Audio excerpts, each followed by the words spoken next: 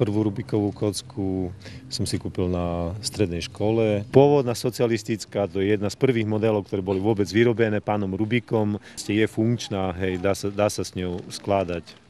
Hej, čiže poskladáte s ňou. 3, 4.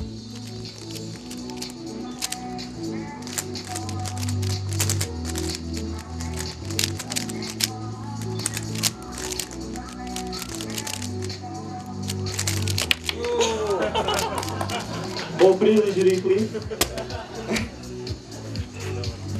Tu máme 17 sekúnd. Jak si zlemíš? 3, 4.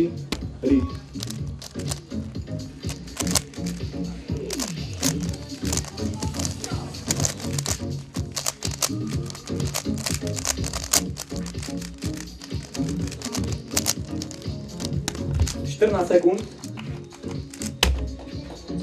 Dajú napríklad na slepo v jednej ruke, úplne s nohami, jednoducho je možné skladať tú kocku úplne na rozličné spôsoby.